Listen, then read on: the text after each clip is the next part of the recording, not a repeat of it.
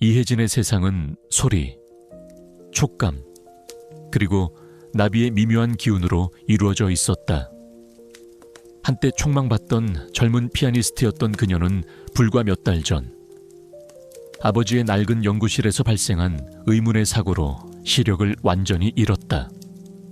그녀의 삶은 한순간에 칠흑 같은 어둠 속으로 가라앉았다.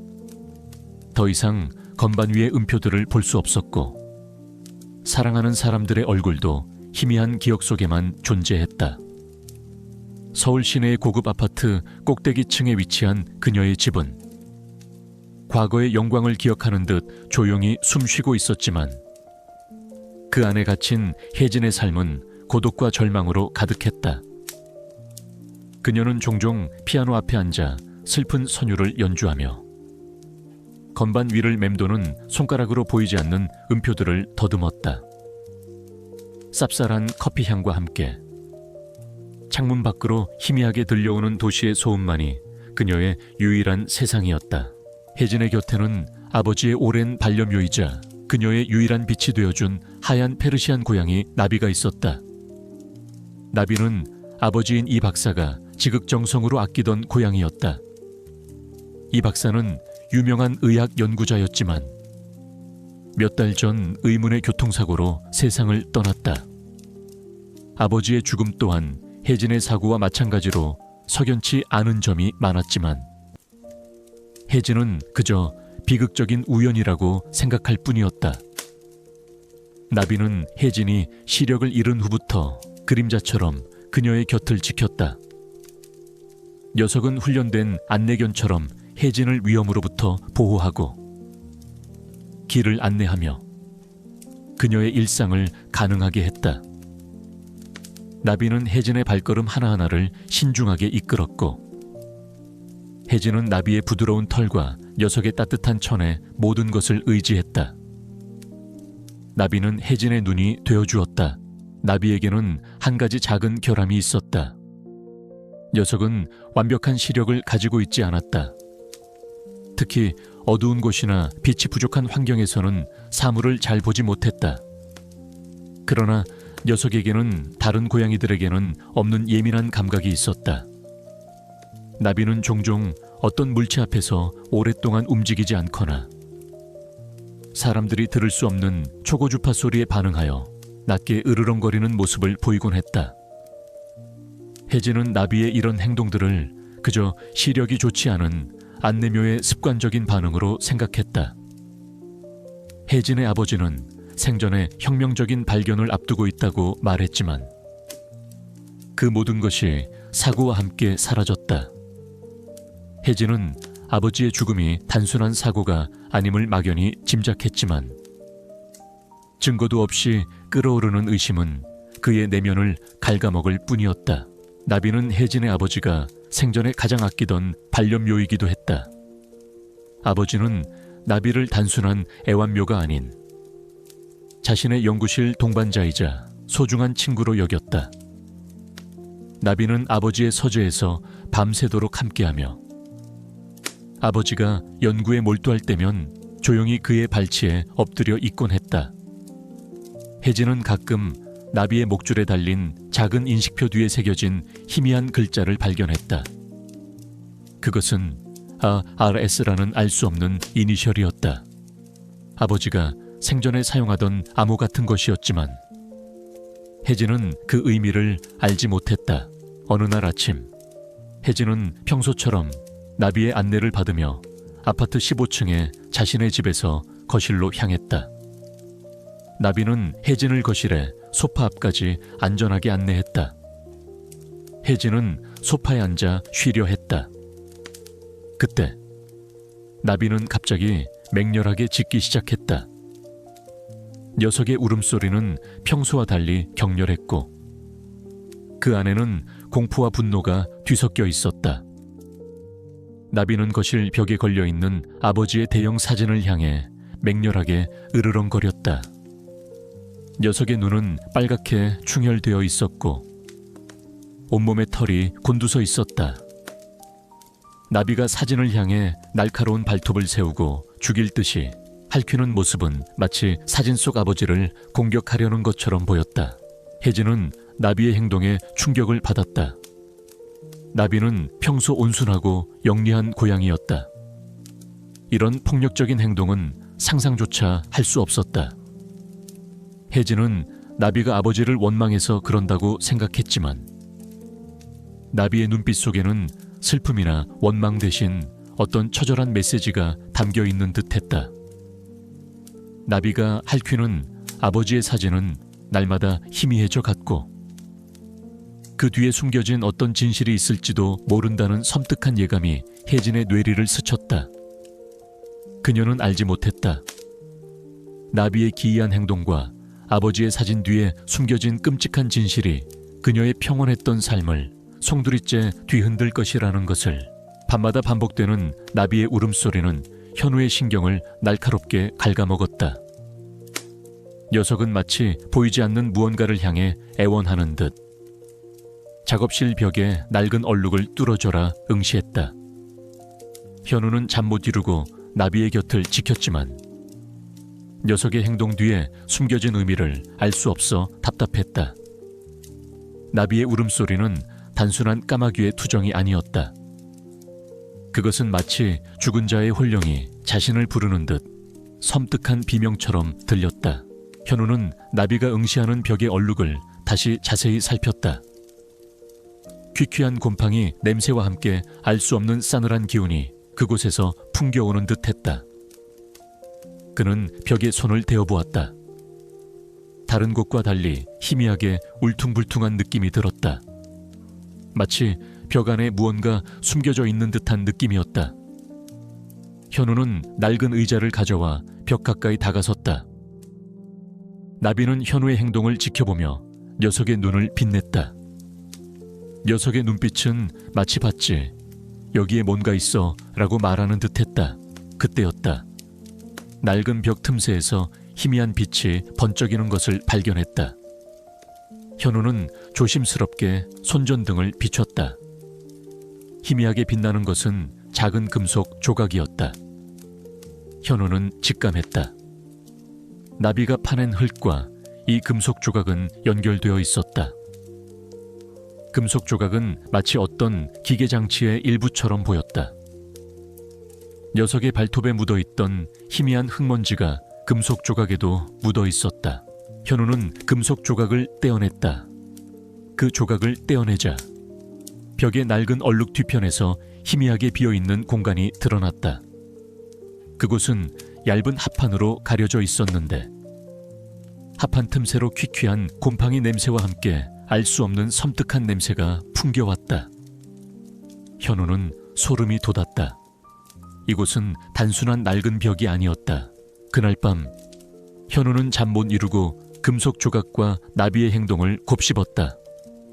그는 나비가 자신에게 무언가를 알려주려 하는 것이 분명하다고 확신했다. 녀석의 눈빛, 울음소리, 그리고 발톱으로 벽을 긁던 행동까지, 이 모든 것은 단순한 우연이 아니었다.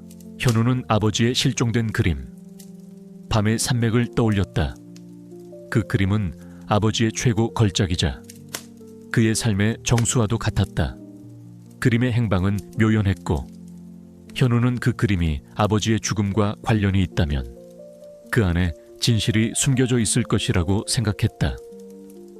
금속 조각과 냄새가 나는 벽, 이 모든 것이 아버지의 죽음과 실종된 그림과 관련이 있을지도 모른다는 섬뜩한 예감이 들었다. 다음 날 아침, 현우의 집으로 낯선 남자가 찾아왔다. 그는 깔끔한 정장을 차려입었지만 그의 얼굴에는 묘하게 차가운 미소가 걸려 있었다. 그는 자신을 미술품 딜러 최민준이라고 소개하며 김화백의 옛 제자이자 동료였다고 말했다.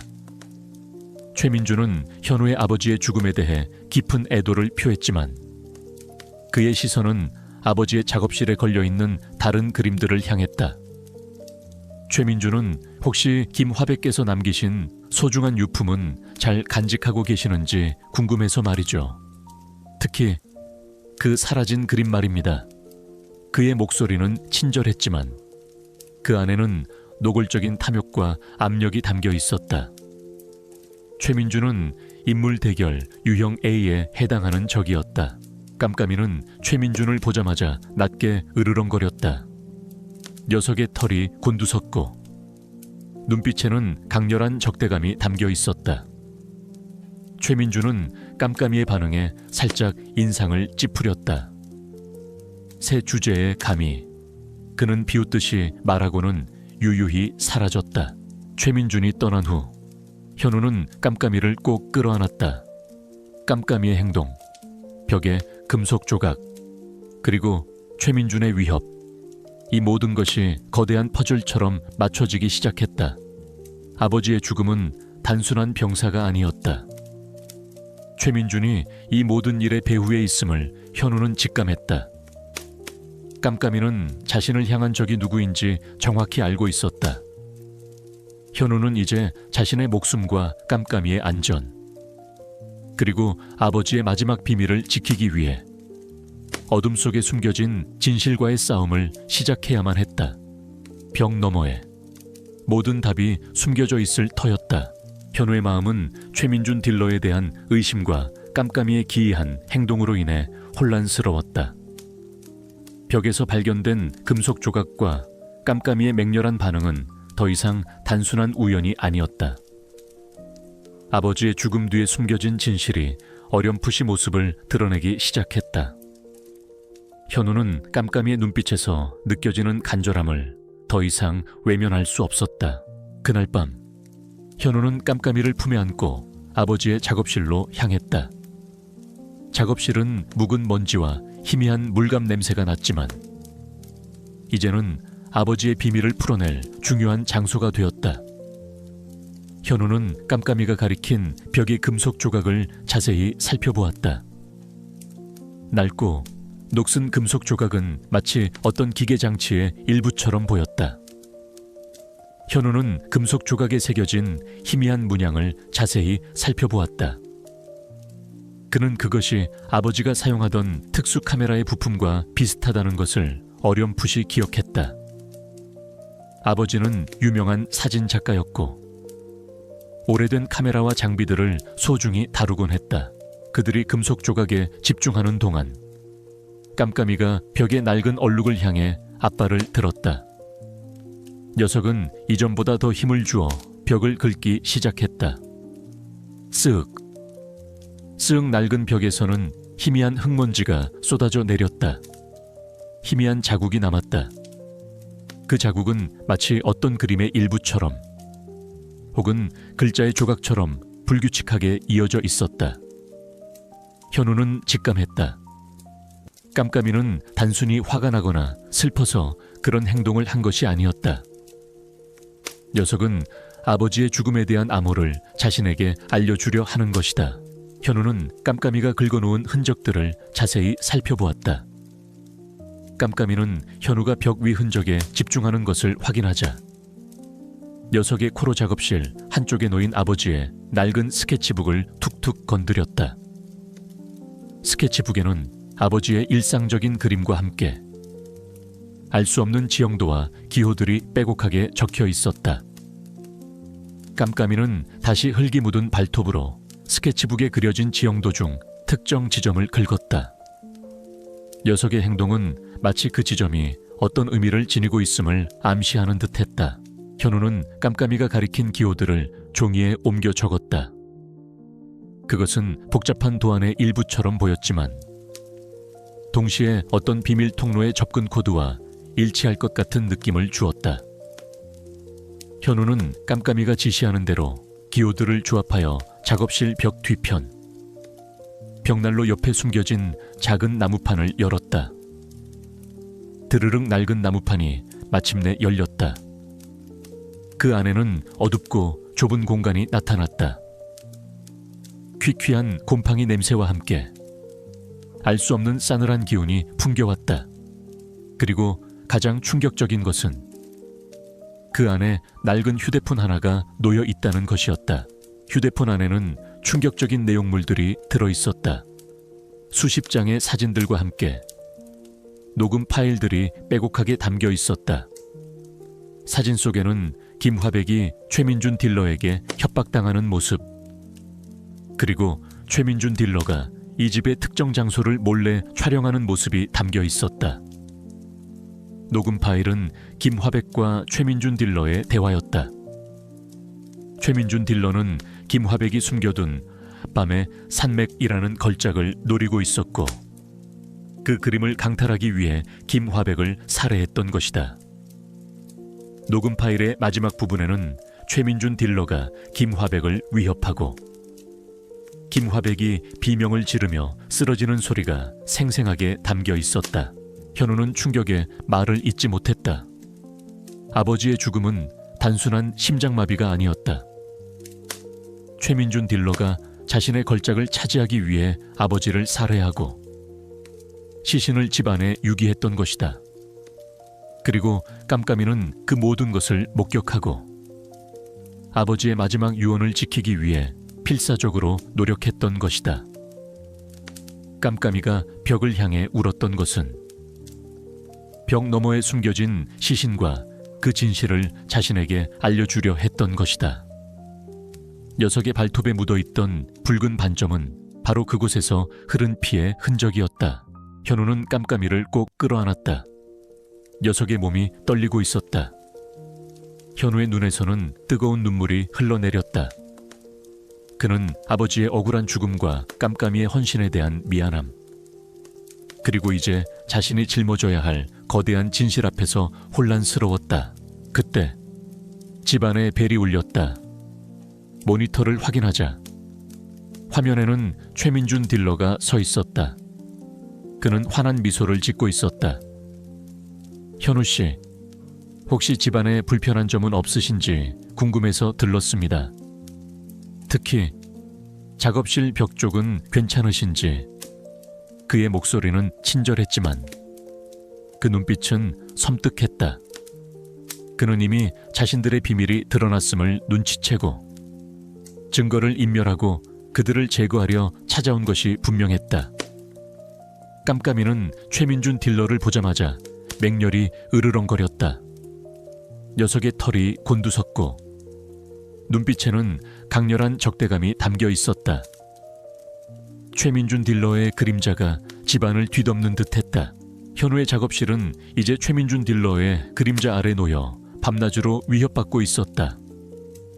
벽 속에서 발견된 휴대폰과 녹음 파일, 그리고 깜깜이의 맹렬한 반응은 아버지의 죽음이 단순한 병사가 아니라는 끔찍한 진실을 가리키고 있었다. 깜깜이는 상처 입은 몸을 이끌고도 쉬지 않고 현우를 재촉했다. 녀석의 눈빛은 마치 빨리 더 깊이 파헤쳐야 해 라고 말하는 듯 절박했다. 현우는 깜깜이가 찾아낸 휴대폰과 녹음 파일들을 분석했다. 녹음 파일에는 최민준 딜러가 김화백을 협박하여 밤의 산맥 그림을 강탈하려 했던 모든 대화 내용이 고스란히 담겨 있었다. 그리고 김화백이 비명을 지르며 쓰러지는 소리, 최민준 딜러가 시신을 처리하는 듯한 소리까지 생생하게 녹음되어 있었다. 현우의 심장은 격렬하게 요동쳤다. 최민준 딜러는 겉으로는 유명한 미술품 딜러였지만 사실은 살인자이자 불법 미술품 거래 조직의 일원이었다. 깜깜이는 그들 옆에 조용히 웅크리고 앉아 휴대폰을 응시했다. 녀석은 휴대폰에 저장된 사진들을 코로 툭툭 건드렸다. 그곳은 아버지의 작업실 내부 사진, 특히 벽난로와 연결된 비밀 통로의 사진들이었다.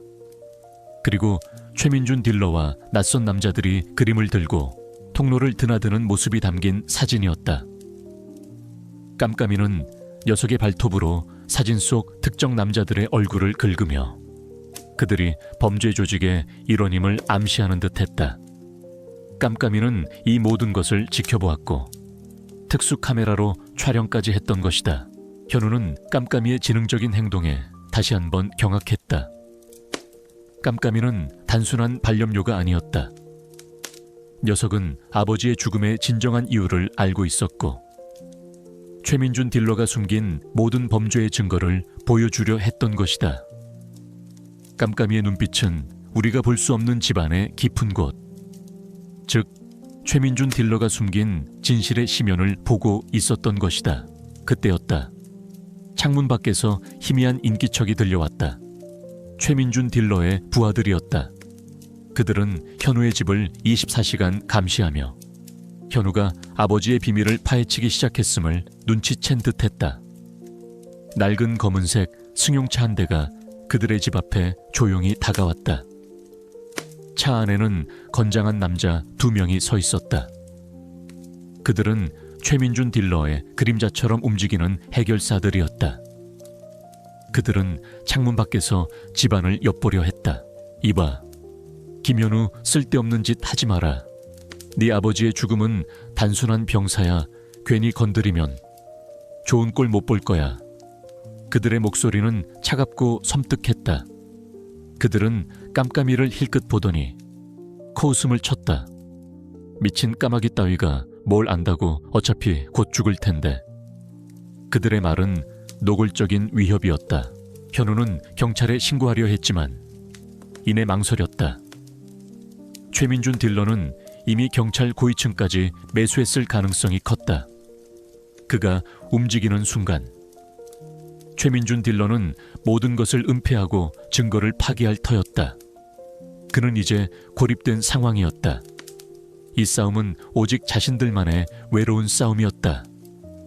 깜깜이는 현우의 불안감을 감지한 듯 녀석의 발톱으로 그의 팔을 툭툭 건드렸다. 녀석의 눈에서 희미한 빛이 번뜩였다. 마치 내가 그 모든 것을 봤어. 나를 믿어줘.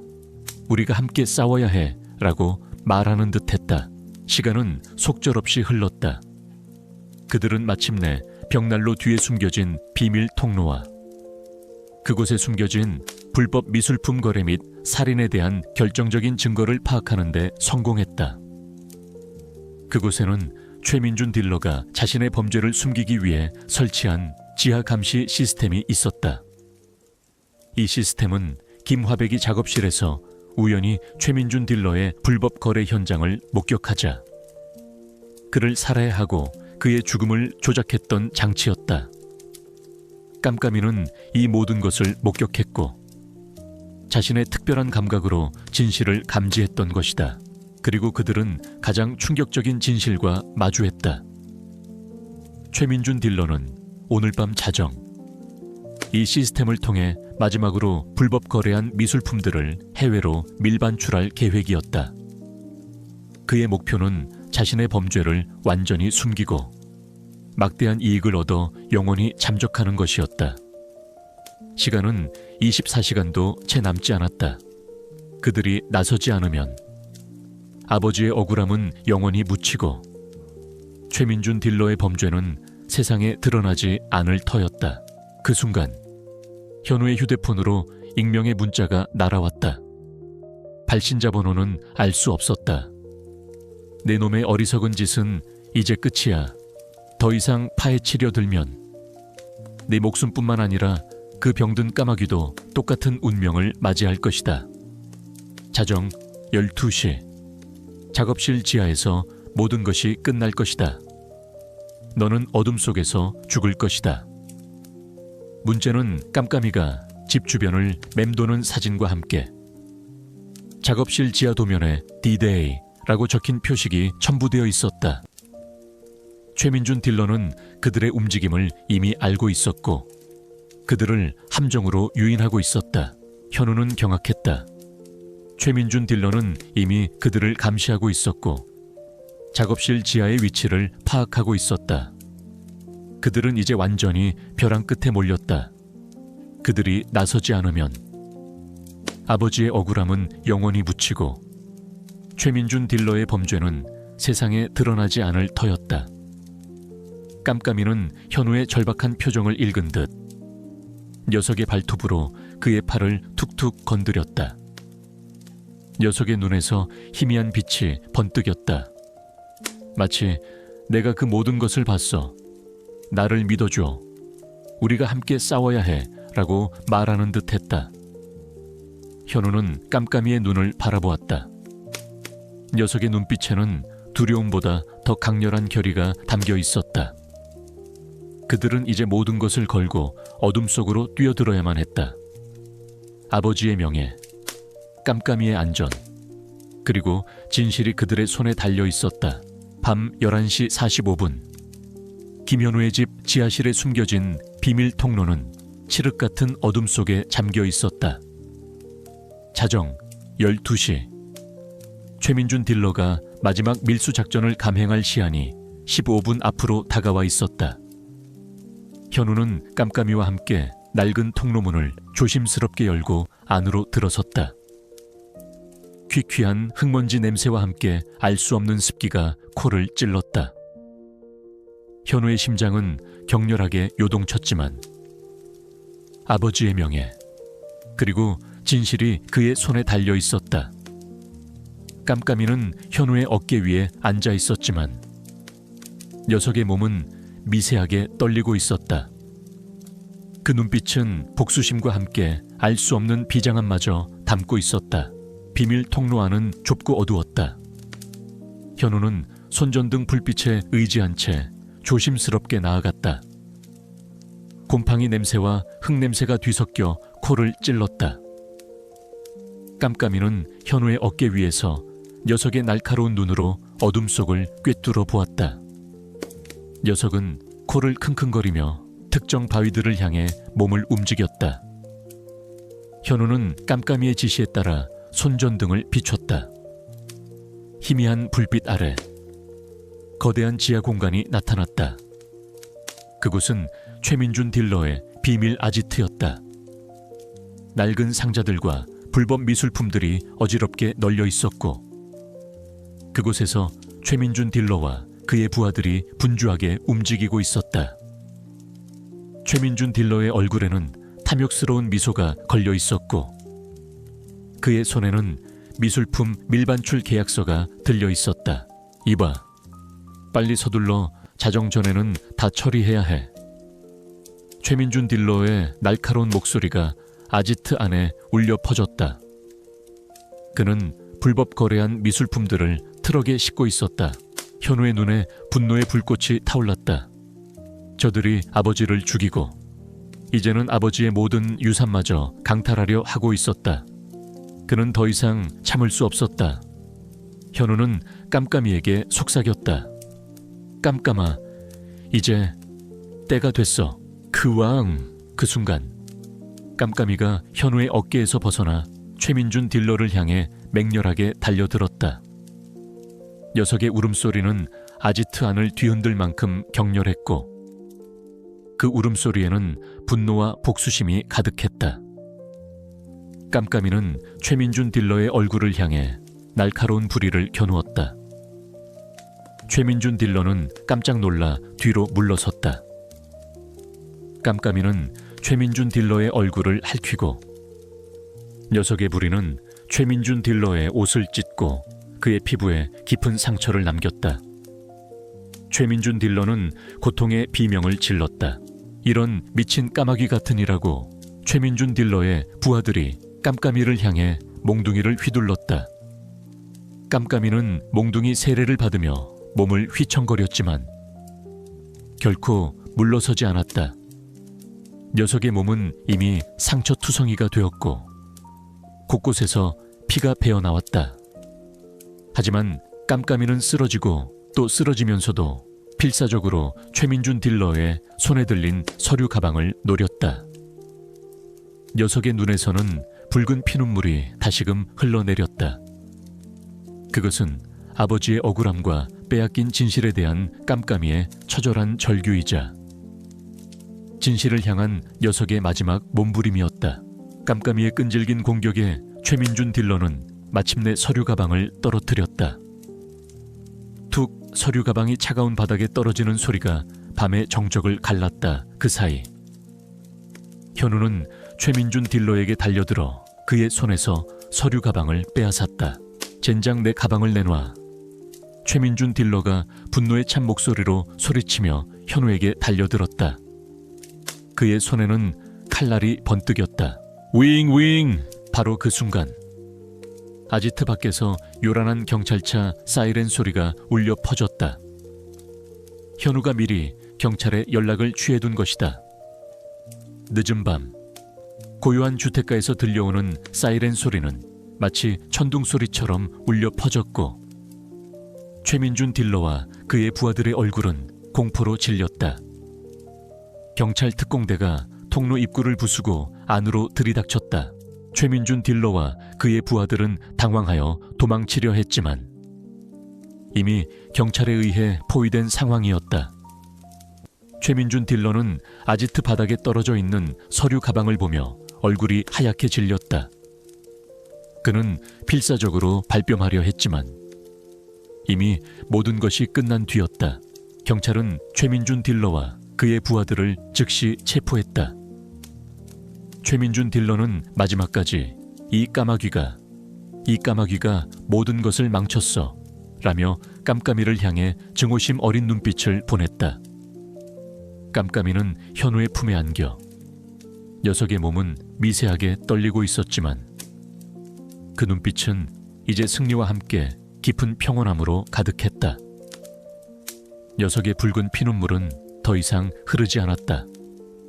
대신 녀석의 눈가에는 투명한 눈물이 고였다. 그것은 슬픔이 아닌 아버지의 억울함이 마침내 밝혀졌음에 대한 안도와 기쁨의 눈물이었다. 현우는 깜깜이의 털을 쓰다듬었다. 녀석의 발톱에 묻어있던 것은 더 이상 피나 흙먼지가 아니었다. 그것은 진실을 찾아낸 피 맺힌 증거이자 현우와 깜깜이의 끈끈한 유대감을 증명하는 영광스러운 표식이었다. 지하의 어둠이 걷히고 새로운 빛이 들이우는 순간이었다. 해양경찰과 수사관들이 김영호 사장 일당을 연행해 간 후 숨겨진 동굴은 새벽의 차가운 공기 속에 덩그러니 남겨졌다. 격렬했던 싸움의 흔적들, 흩어진 유물들, 그리고 희미하게 남은 핏자국이 모든 것이 현실이었음을 증명하고 있었다. 이해라는 별을 품에 안은 차에 잠수정 안에서 숨을 몰아쉬었고 박지훈 경사는 긴장이 풀린 듯 주저앉아 눈물을 닦았다. 별은 해란의 품에 안겨 녀석의 몸은 피투성이가 되었지만 그 눈빛은 승리와 함께 깊은 안도감을 담고 있었다. 해양경찰 조사는 급물살을 탔다. 별이 찾아낸 녹음기, 민지의 일기장, 그리고 김영호 사장의 잠수함에서 발견된 불법 인양 증거들은 결정적이었다. 녹음기에는 김영호 사장이 민지를 살해하고 해저 감시 시스템을 이용해 바다 생물들을 밀수하며 돈 세탁을 했던 모든 대화 내용이 고스란히 담겨 있었다. 김영호 사장은 민지의 죽음을 단순한 익사사고로 위장했던 것이다. 그는 살인, 불법 해양 생물 밀수, 고대 유물 절도, 돈 세탁 등 중대한 혐의로 기소되어 법의 심판대 위에 섰다. 민지의 억울함이 만천에 드러났고 사회는 이 사건의 충격적인 진실 앞에 경악했다. 며칠 후 모든 사건이 정리되고 해란의 삶에는 비로소 깊은 평화가 찾아왔다. 민지의 억울함이 풀리고 진범이 처벌받는 과정을 지켜보며 해란의 마음속 깊이 응어리졌던 슬픔과 분노는 조금씩 치유되기 시작했다. 그녀는 더 이상 바다의 그림자에 갇혀 절망하지 않았다. 해란은 민지의 명예를 회복하고 김영호 사장 일당에게서 환수된 불법 수익금과 보상금을 활용하여 별의 희망 재단을 설립했다. 이 재단은 멸종위기 해양 생물들을 보호하고 해양 환경을 보존하며 고대 해양 유물을 발굴하고 연구하는 데 주력했다. 특히 별의 사례를 본보기 삼아 동물들이 해양 범죄 수사에 기여할 수 있도록 돕는 해양 동물 증인 지원 프로그램을 운영했다. 재단은 언론과 시민들의 큰 지지를 받으며 빠르게 성장해 나갔고 해란은 재단의 운영에 직접 참여하며 자신의 경험과 민지의 희생을 바탕으로 많은 이들에게 희망을 주었다. 박지훈 경사 또한 이 사건을 통해 탁월한 수사 능력과 뛰어난 통찰력을 인정받아 특진했다. 그는 해양 경찰계의 유능한 인물로 성장했으며 헤란과 함께 재단의 자문위원으로 활동했다. 그는 별의 희망재단의 중요한 기둥이 되어 해양 생태계 보존과 윤리적인 해양 연구를 이끌었다. 그의 사무실 벽에는 별이 가져온 녹음기와 민지의 일기장 사본이 나란히 놓여 있었다. 별은 최고의 수의사에게 치료를 받고 건강을 완전히 회복했다. 녀석의 몸에 난 상처와 김영호 사장에게 물린 다리의 상처는 이제 민지의 억울함을 밝혀낸 영광스러운 증표가 되었다. 별은 더 이상 붉은 피눈물을 흘리지 않았다. 녀석의 눈빛은 이전의 절박함이나 광기 대신 깊은 평온함과 사랑으로 가득했다. 밤이 되면 녀석은 헤란의 집 주변을 맴돌거나 그녀의 옆에 바싹붙어 잠들었고 헤란은 별의 규칙적인 숨소리를 들으며 비로소 편안한 잠에 들 수 있었다. 별은 헤란의 가장 든든한 동반자이자 삶의 마지막 퍼즐 조각이었다. 헤란은 이제 별이 자신을 물고 모래를 파헤쳤던 이유를 완벽하게 이해했다. 녀석은 그녀를 해치려 한 것이 아니라 피맺힌 사랑과 절박함으로 민지의 비밀을 알려주고 그녀에게 위험을 경고했던 것이다. 별의 붉은 피눈물은 단순한 슬픔의 표현이 아니었다. 그것은 민지의 억울함을 외치는 처절한 절규이자 헤란을 향한 필사적인 믿음과 사랑의 증표였다.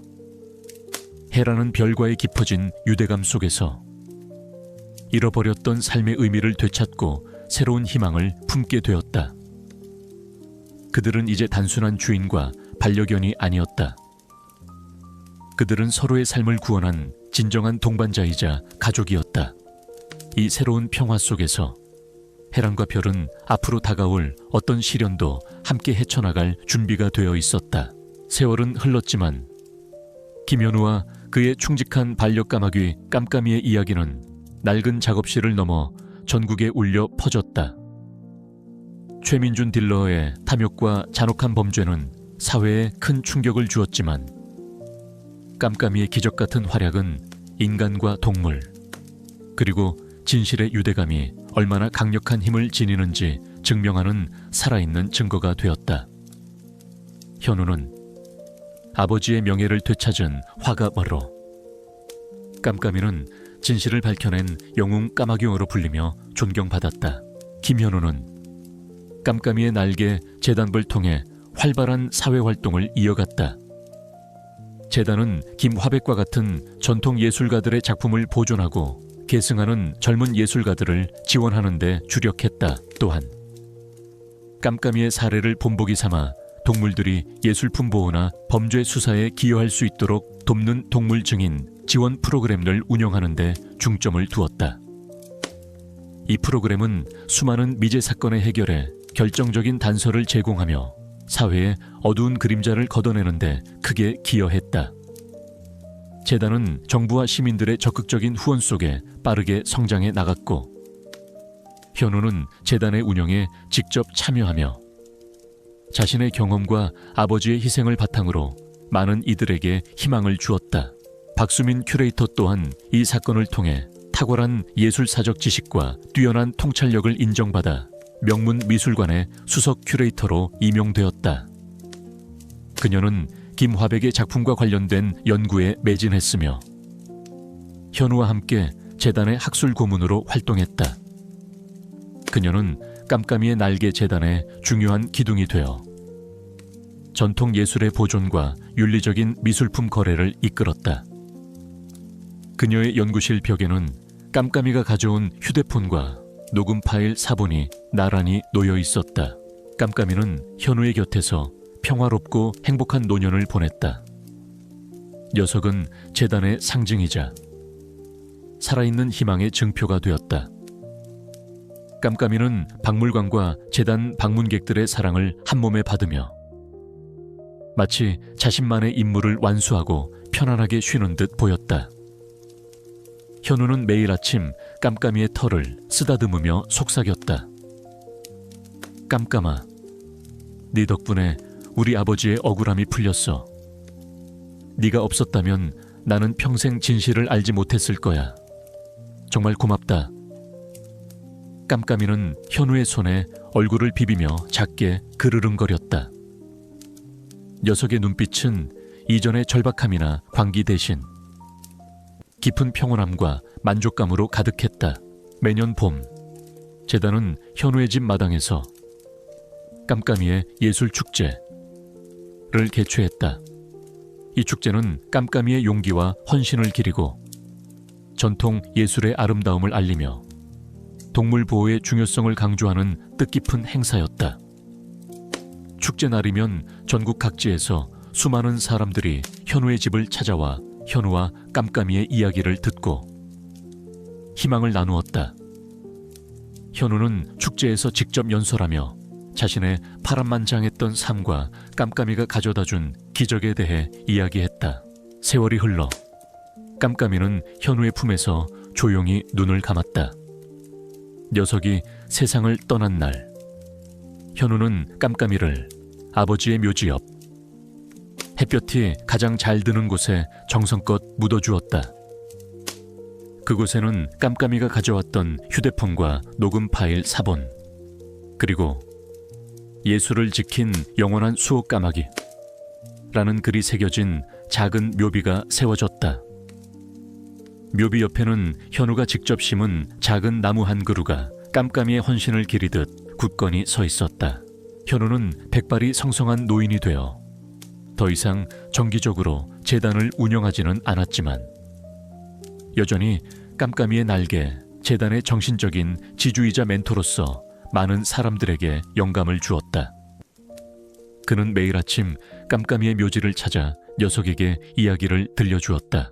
어느 맑은 날 오후, 현우는 깜깜이의 묘지 앞에 앉아 따뜻한 햇살을 맞았다. 그의 눈에는 희미한 미소가 걸려 있었다. 그는 깜깜이의 묘비를 향해 조용히 속삭였다. 깜깜아, 네 덕분에 우리 아버지가 진정한 평화를 찾았어. 네가 없었다면 나는 영원히 어둠 속을 헤매고 있었을 거야. 고맙다. 나의 영원한 친구. 그의 마음속에는 더 이상 외로움이나 절망이 없었다. 오직 평화와 희망, 그리고 깜깜이와의 영원한 유대감이 가득했다. 그의 낡은 집 작업실은 이제 김화백 박물관부로 재탄생하여 수많은 사람들에게 전통 예술의 아름다움과 그 속에 숨겨진 이야기를 전하는 등대가 되었다. 현우와 깜깜이의 이야기는 영원히 그 도시의 심장부에 살아 숨쉬는 희망의 불꽃이 되었다. 깜깜이는 단순한 반려조를 넘어 현우의 삶을 구원하고 세상에 정의를 가져다준 영원한 예술의 수호자로 기억될 것이었다. 이 이야기가 여러분의 마음에 깊은 울림을 주었기를 진심으로 바랍니다. 김현우 화가님과 까마귀 깜냥이의 가슴 아프지만 감동적인 여정을 통해 희망과 사랑의 힘을 느끼셨다면 이 이야기를 주변 사람들과 공유하여 더 많은 이들에게 위로와 용기를 전달해 주세요. 여러분의 소중한 생각과 댓글을 기다립니다.